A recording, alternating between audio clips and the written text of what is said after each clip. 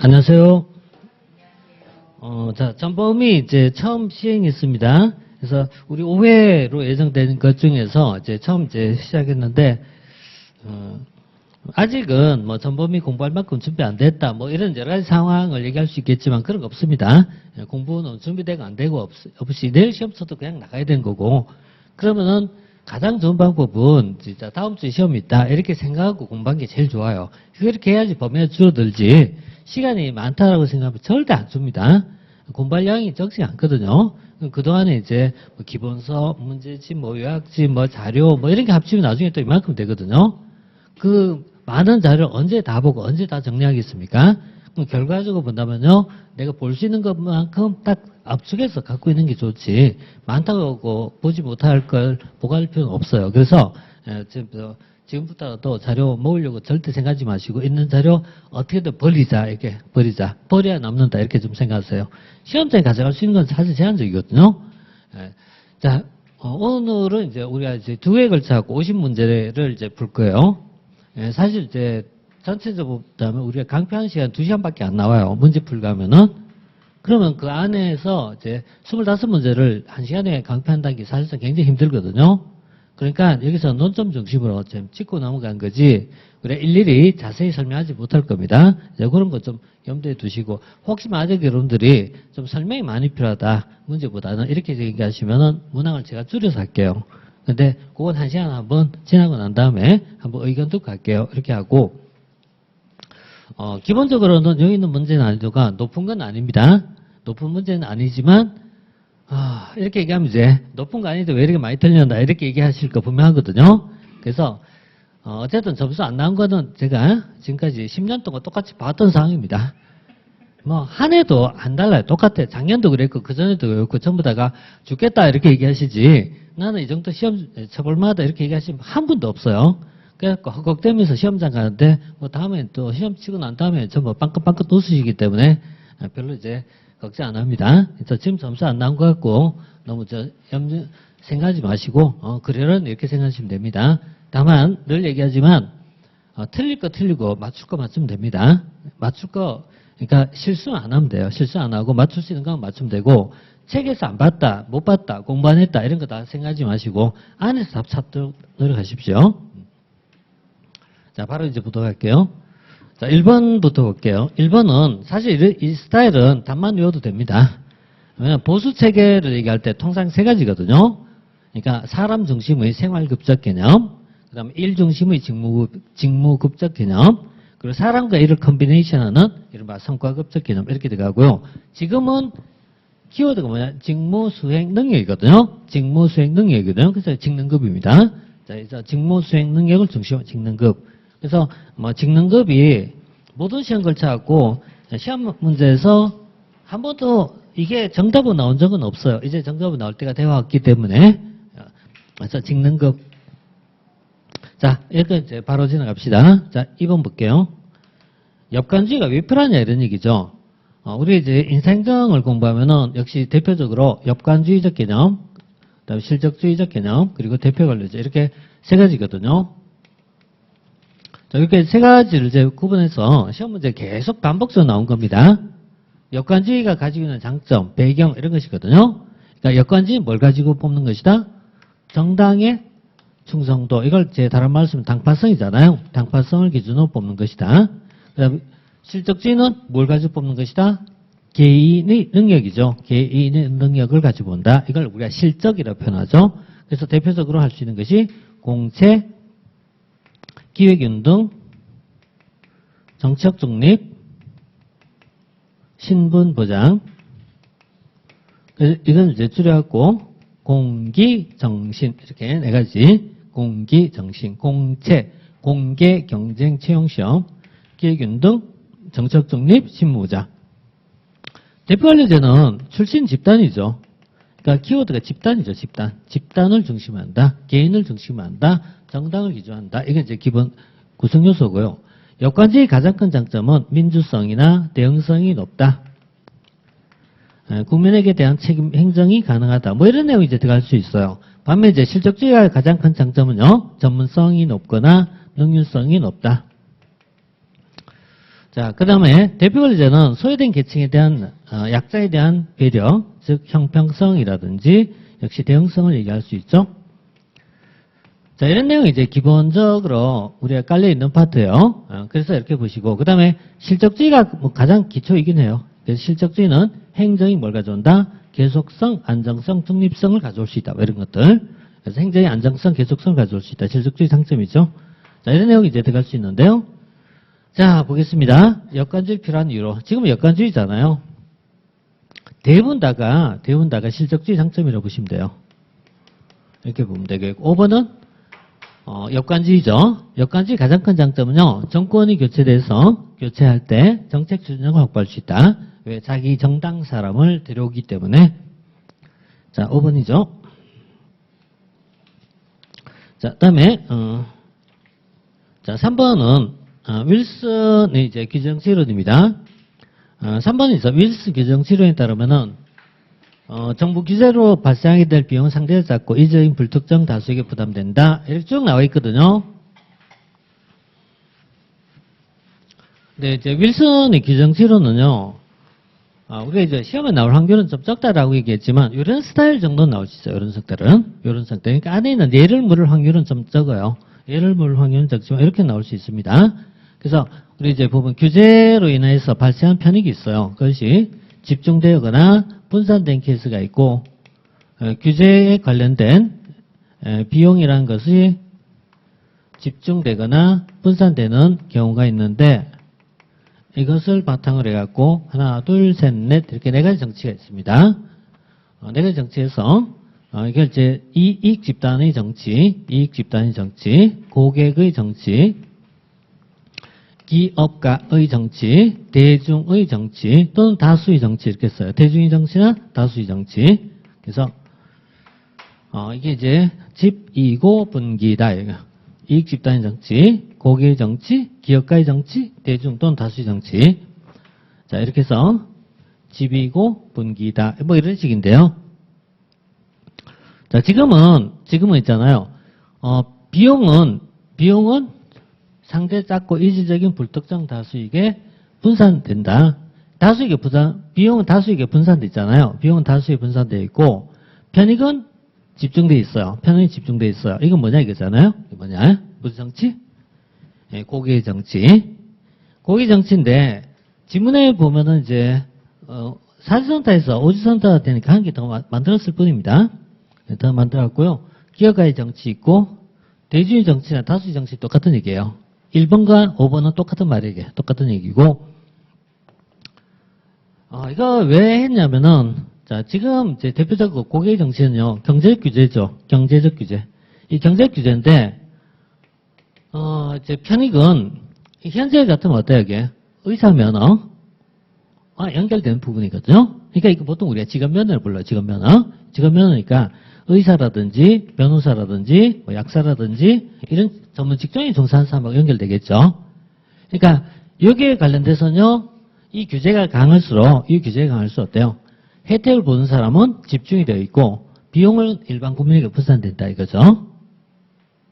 그래서 이런 직업면허하고 연결되는 파트입니다. 이게 경제 규제죠. 그러니까 여기에 관련된 파트. 그래서 뭐 현재 경우에 의사회 집단들이 왜 있잖아요.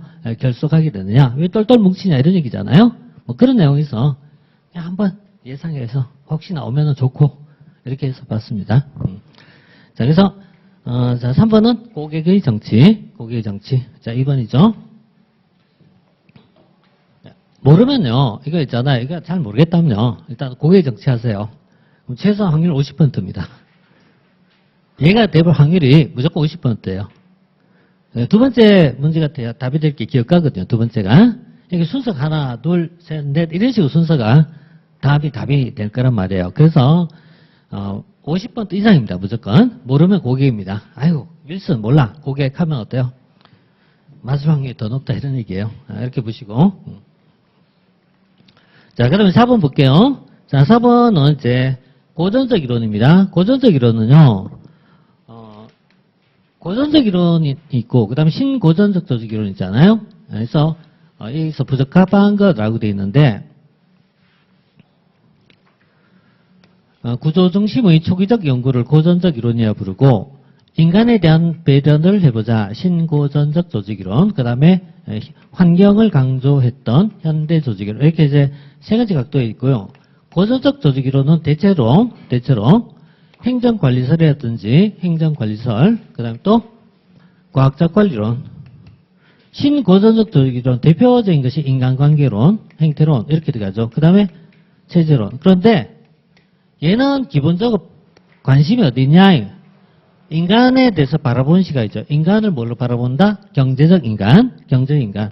그러니까 인간을 경제적 존재로 본다. 그럼 어떻게 해야지 생산성이 높아진다? 경제적 보상이겠죠. 경제적 보상이었고, 인간관계는 인간을 뭘로 보는다? 사회적 인간을 보고 있죠.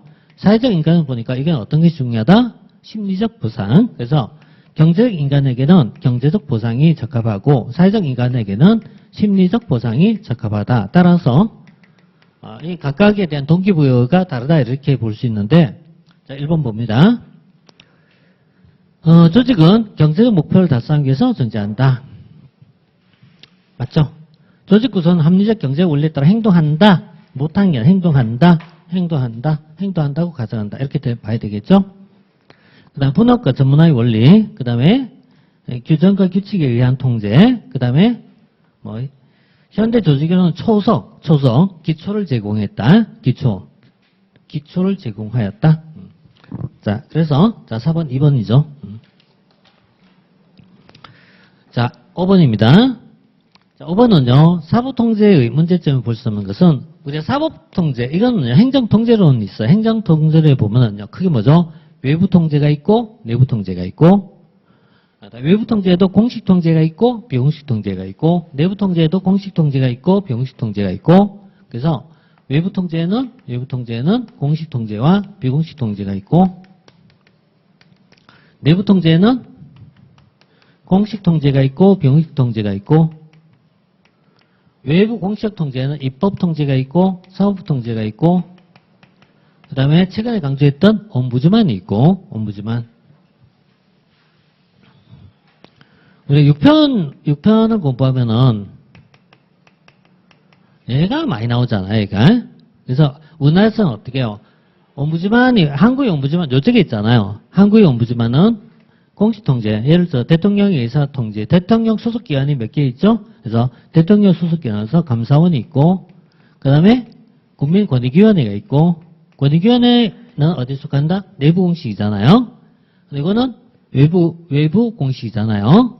그래서 이게 스웨덴식 옴부즈만이고, 이쪽은 한국의 옴부즈만, 뭐 이런 내용인데, 지금 요거 얘기한 거잖아요. 사후부는 어떤 문제가 있다?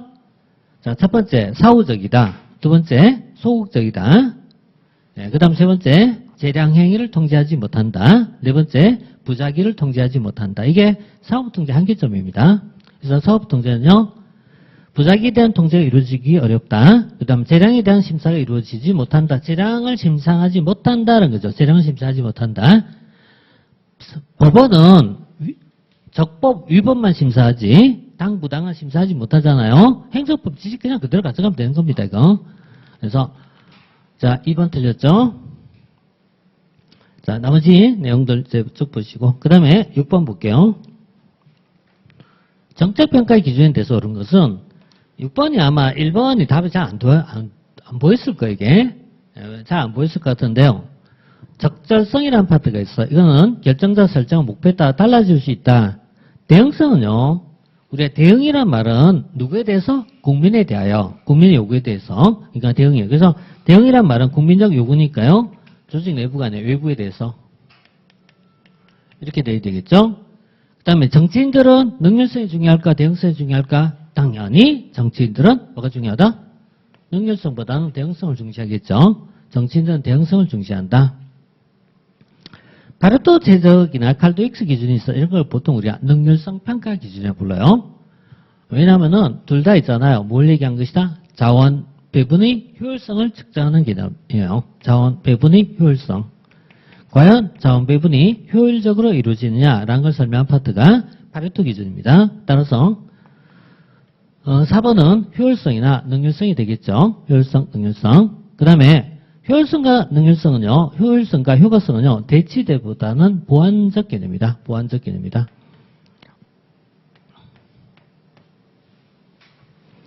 자, 이렇게 이제 볼 수 있어요. 그런데 1번은 조금 이제 약간 좀 눈에 안 들어올 수 있는 내용입니다. 적절이란 말은요, 적절이란 말은 일반적 수단적 개념이에요. 왜냐면은 적합이란 말이 목표 지향적 개념이에요. 그래서 적합성이란 말이 이 목표가 사회의 요구에 부합하느냐 적합성이라 부르고 이걸 달성하기 위한 수단에 속하는 것이 바로 적절성의 문제예요. 적절성. 그러니까 적합과 적절의 제 차이점이거든요. 그래서 예컨대 자, 무상급식을 할 것이냐라는 문제예요. 무상급식의 여부를 물을 때는요. 이거는 적합성의 문제예요. 하지만 무상급식의 대상을 물을 때 그 대상은 어디까지 할까라고 물을 때 일단 적절성의 문제예요. 그래서 이 두 가지인데 이거는 이제 이 적절성이라는 게 목표에 따라서 달라질 수 있다는 얘기예요. 달라질 수 있다. 목표가 뭐냐에 따라서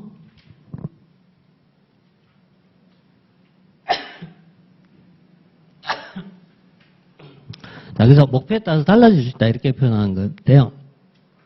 자, 그래서 목표에 따른 차이가 있다라고 하는데 역시 이제 아마 이게 이제 답이 잘 안 보였을 거라고 봅니다. 만약에 이제 이 문제에서 물론 이제 답 1번이에요. 답 1번인데 1번이 이제 4점이라면은 혹시 5점 했다면은 5번을 혹시 찍었다면은 2점 정도 성의 점수 주고 싶어요. 근데 이쪽을 찍으면은 이제 빵점입니다. 이게 뭐냐면요. 우리가 상대적으로 답이 나오는 경우가 나와요. 그래서 5번 같은 거는 대치와 보원의 차이점 같은 게 애매한 경우가 많아요. 그래서 이런 게 나올 때는 항상 있잖아요. 뭐 정답 찾기가 좀 쉽지가 않아요, 이게. 자, 일단 1번입니다. 1번. 자, 7번은 특별회계에 대한 문제입니다. 타당치 않은 것은 이건 이제 우리 이제 기본적으로 이제 공부할 때요. 일반 회계가 뭔지, 특별 회계가 뭔지, 기금이 뭔지 이렇게 개념적 정의가 먼저 나오거든요. 그 다음에 특별회계에 대한 개념은요. 세 가지가 있죠. 1, 2, 3예요. 첫째, 특정한 사업을 보유 운영하거나 두 번째, 특정한 자금을 보유 운영하고자 하거나 그 다음 세 번째, 특정한 세입을 특정한 세출에 충당함으로써 구분할 필요가 있을 때 이렇게 세 가지가 특별회계 설치 요건이죠. 근데 요는 이거예요. 요는 위쪽 갈수록 국회의 심의나 통제가 강하다 이런 얘기를 한 거죠. 강하다 이렇게 얘기하고 밑으로 갈수록 행정의 자율성이 많아진다 이런 얘기예요. 행정의 자율성이라든지 또는 재량이 좀 더 많다 이렇게 봐요. 많다 이렇게 봐요. 그러니까 밑으로 갈수록 예산 팽창이 많다 적다? 밑으로 가서 예산 팽창이 많아진다는 얘기예요. 그러니까 위로 갈수록 예산 팽창에 대한 통제가 많아진 거고 아래쪽 갈수록 그만큼 더 늘어난다 이런 얘기. 따라서 예산 팽창을 예방하고자 할 때가 아니라 예방하기 어렵다라는 게 어렵다. 일반 회계에 비해서 예산 팽창을 예방하기 어렵다 이렇게 봐요. 하기 어렵다. 그래서 그럼 당연히 틀린 질문이 되겠죠. 자, 5번입니다. 자, 그래서 7번은 이렇게 해서 5번 이렇게 보시고 자, 그 다음에 이제 8번 볼게요. 자, 8번은 매트릭스입니다. 매트릭스.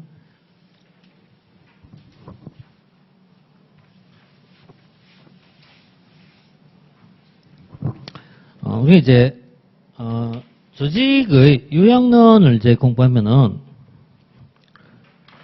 자, 이렇게 들어가죠. 기계적 구조.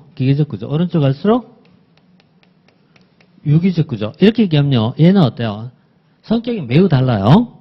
하지만 이 중간에 있는 것들이 중간적 성격을 가져요. 그래서 대부터는 이걸 이렇게 얘기하죠. 기능 구조, 사업 구조, 매트릭스 구조, 그 다음에 수평 구조, 네트워크 구조. 이렇게 해서 5가지가 추가되잖아요. 5가지 추가되어 갖고요. 기능, 사업 구조, 매트릭스, 수평 구조. 이렇게 이제 보는데요. 기사 매수네, 그지? 기사 매수네. 기사를 매수했다. 자, 대체로 오른쪽 갈수록 환경의 변화가 심한 파트예요. 환경의 변화가 좀 심하고 다양성이 높아져요. 왼쪽 갈수록 좀 기계적 움직임인데, 자, 매트릭스는 명령 통일의 원리가 배제되고 이중 명령 체계가 활용된다. 그래요. 매트릭스 가장 큰 특징이 이중적 명령 체계. 그다음 부서장들 간의 갈등 해소를 위해서 공개적 빈번한 대면 기교가 필요하다. 그다음에 공유할 수 있어야 된다. 환경 변화가 단순하고 확실한 경우 효과적이다. 대체로 우측으로 갈수록 뭐가 높다? 환경의 변화가 많다는 얘기예요. 이게. 그러니까 대체로 오른쪽 갈수록 자 왼쪽으로 가면은 왼쪽으로 쭉 가면은 안정적이고 정태적입니다. 반면 이제 이 환경이 오른쪽 갈수록요 유동적이고 동태적 환경입니다. 자, 그래서 얘는 상대적 어떤 것이 강하다? 예, 안정적 환경보다는 단순한 환경보다는 복잡하고 불확실한 상황이 많아진다. 이렇게 얘기할 수 있겠죠? 그래서 이렇게 보게 되면은 단순하기보다는 복잡하고 불확실한 상황이 좀 더 늘어나고 있다. 이렇게 봐요. 자, 이런 것이 이제 오른쪽 갈수록 차이점이라고 보면 되겠죠. 자, 그래서 자 4번이었습니다. 자, 9번 볼게요. 우리 이제 동기부여 이론이 있어요. 동기부여 이론에 보면은 이제 과정 이론하고 그 다음에 내용 이론이 있는데 이거 굉장히 빈번한 문제거든요. 내용 이론이란 뭐다? 무엇이 동기를 바냐? 객관적 요인을 찾는 거죠. 과정 이론이란 동기가 어떻게 유발되냐? 그 과정을 찾는 거죠. 그래서 과정 이론에 속한 것이 하나, 둘, 셋, 넷, 다섯 있어요. 하나, 둘, 셋, 넷, 다섯. 자, 첫 번째 브룸의 기대 이론, 아담스의 형평성 이론. 이 두 가지가 필수죠. 그러니까 적어도 기대 이론과 형평성 이론은 무조건 나와야 되거든요. 무조건 나와야 돼요. 그 다음 세 번째부터는요, 아이고, 좀 잘 모르겠다. 뭐 그럴 수 있어요. 그렇지만 이거는 무조건 나와야 되거든. 이거는. 그러니까 무조건 이건 나와야 되고요. 내용 이론 뭐 있어? 이건 그냥 여러 개 있다면 되잖아요. 뭐 있다고요? 여러 개. 이렇게 하면 되잖아요. 여러 개 있다. 아니, 그걸 어떻게 다 알아요? 15개, 20개 나오는데. 그러니까 이거는 반드시 알아야 되죠. 그래서 기대 이론, 형평성 이론. 조금 더 들어가면은 포터와 롤러라는 사람이 얘기했던 업적 만족 이론이라는 것도 있고요. 또 이런 것도 있고 학습 이론이라든가 이런 것도 있고 또 로크가 얘기했던 목표 설정 이론이라고 있어요. 로크. 근데 이 로크의 목표 설정 이론은요. 로크 이론은 이렇게 봐요. 목표라는 건 두 가지를 얘기해요. 두 가지. 첫 번째 뭐죠? 구체적이고. 그다음 두 번째 난이도는 높을수록. 그러니까 이 로크 이론에 따르면요. 목표의 구체성과 난이도가 기준점이 돼요. 목표는 구체적이어야 하고 두 번째 난이도는 높을수록 이렇게 봐요. 이게 로크 이론이거든요. 그래서 일단은 9번 문제는요. 브룸이 기대 이론과 아담스 형평성은 무조건 들어가야 되는 거야. 무조건 들어가야 되겠고 밑에는 잘 모르겠다. 아이고 그러면은 일단 두 개라도 이제 찾아야 돼요. 근데 두 개 갖고 답 찾을지 모르겠네요. 예, 그 확률 50%로 됐잖아요. 50% 확률이잖아요. 이건 뭐 이러면 그저 성공한 거 아닌가요? 예, 5분의 1은 확률 없어요. 객관식 5분의 4지선다 5지선 차이점 5지선다 찍어도 안 맞아요. 진짜 이거 안 찍혀요. 너무 넓어갖고 5지선도 안 찍혀요. 예, 그래서 혹시 이제 다 못 풀다 보면은 다 혹시나 기대로 있잖아요. 뭐 3번 쭉 긋거나 4번 쭉 긋고 가거든요. 기대하지 마세요, 그냥. 기대하지 마시고 그냥 맞으면 좋지 뭐 이런 거지. 자, 로크인데요. 자, 이거는 결국 이제 2분의 확률로 갑시다. 근데 뭐 여기까지 하면 더 좋겠죠. 하면 좋겠고 안 되면은 두 가지라도 안 되면. 자, 그 다음에 형평성과 공정성은 똑같은 얘기입니다. 자, 9번이요. 3번. 자, 그 다음에 이렇게 다 있었구나. 이렇게 보시면 되겠고요. 그 다음에 뭐 이 많은 내용들 뭐 다 정리 안 해도 상관없습니다. 아까 얘기했던 것처럼. 자, 10번은 이제 처리생각이죠. 이건 아시겠죠? 그러니까 처리생각, 이건 좀 맞춰줘야 돼요. 하위정부나 처리생각이란 일단 정부가 있어. 정부의 대표가 국회, 법원, 행정부인데 법은 없어요. 그래서 국회를 얘기할 때는 의회의 상임위원회, 의회의 위원회, 행정부의 부처, 이익집단 3자죠. 그래서 이건 뭐 이건 설명 생략할게요. 이거는. 자, 그 다음에 3번이었죠. 그 다음에 11번. 립스키 일선관료가 있어요. 립스키가 말했던 일선관료라는 개념이 결국 이제 립스키 이론은 이 업무 상황에 따라서 업무 상황을 먼저 설명하고 여기 대해서 어떻게 업무를 처리할까 이것을 설명 이론이죠. 그래서 업무 상황과 업무 처리에 대한 파트인데 립스키가 얘기했던 문제는 지금 얘기했잖아요. 부합이라고 되어 있습니다. 부합. 부합이란 말은 또 부합이 뭡니까 묻지 마시고 부합은 맞는 거 찾는 겁니다. 그냥 맞는 거. 아니요 옛날에 정책적 함의가 뭡니까 이렇게 물으니까요. 함의가 뭔지를 몰라서 못 풀겠다고 얘기하시더라고요. 그래서 얘기한 거예요. 이게 다 인지한 정도가 너무 달라요. 자, 이들은 업무 상황이란 게 너무나 다양하고 복잡하다는 게 복잡하다. 그래서 대표적으로 학교 선생님, 교사, 사회복지요원, 교통경찰 뭐 이런 파트에 종사하는 사람들을 우리가 일선관료로 부르죠. 그래서 여기 있는 사람들을 일선관료로 부를 수 있는데요.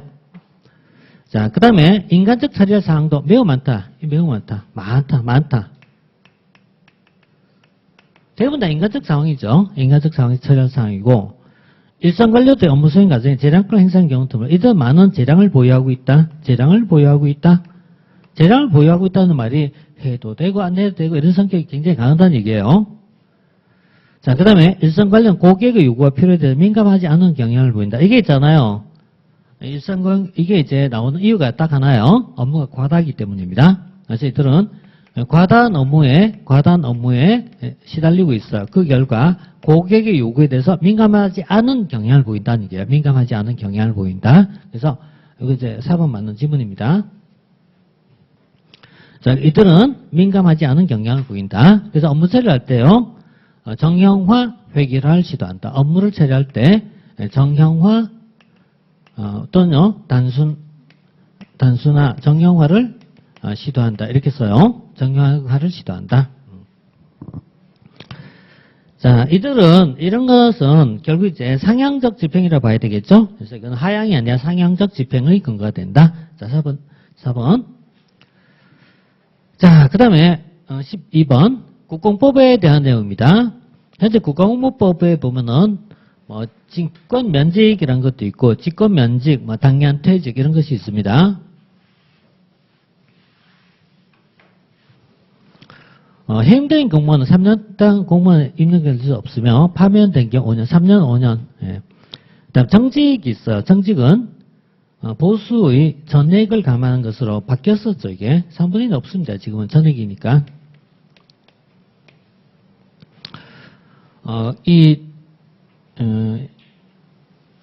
징계는 이제 6가지가 있죠. 우리가 징계 종류를 얘기할 때, 자, 견책, 감봉, 그 다음에 정직, 강등, 자, 그 다음에 해임, 파면, 해파.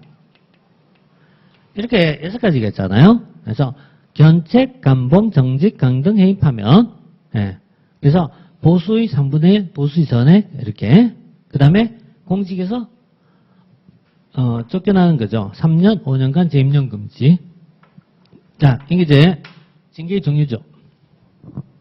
자, 3번이었습니다. 3번.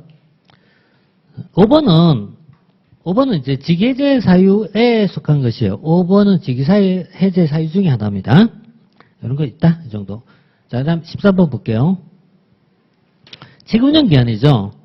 자, 책임운영기한은요, 일단 정부조직입니다. 자, 책임운영기한은 먼저 접근할 때 정부조직입니다. 다만 정부조직은 정부조직인데 뭐가 강하다? 자율성이 강하다. 자율성이 강한 정부조직이다. 그럼 자율성이 강한 정부조직인데 중앙행정기관장은 책임운영기한에 대한 일체 임명권을 가지며 일부를 위임할 수 있다. 맞아요. 일부를 위임할 수 있다. 그래서 문화부 소속으로서 국립중앙극장이 있습니다.